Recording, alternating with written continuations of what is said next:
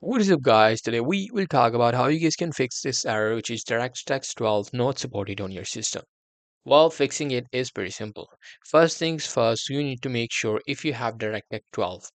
Just because you have a graphics card doesn't mean that it have DirectX 12, because some graphics card does not allow you DirectX 12.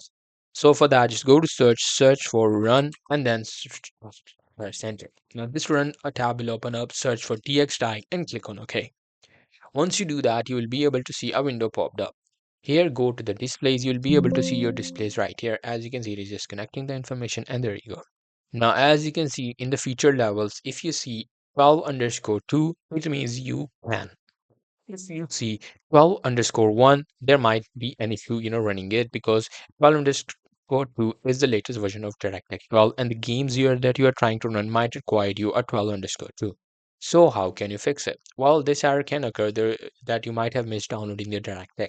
So how can you do that? So for that, you just have to go to Google, search for DirectX download. Simply search for DirectX download, and you'll be able to see these options. Click on the first link. Now, after clicking on the first link, click on download, and it will start to download. Just install it. Once it is downloaded, it will install the DirectX for you.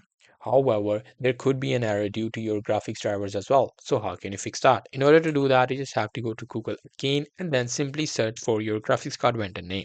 Suppose you have an NVIDIA driver, just search for NVIDIA graphics driver. So I'm just going to search for that. And as you can see, NVIDIA graphic driver download, I've searched it before, and then I will go to any of these websites. Both are from NVIDIA. You can do that for the AMD as well. The process is pretty simple.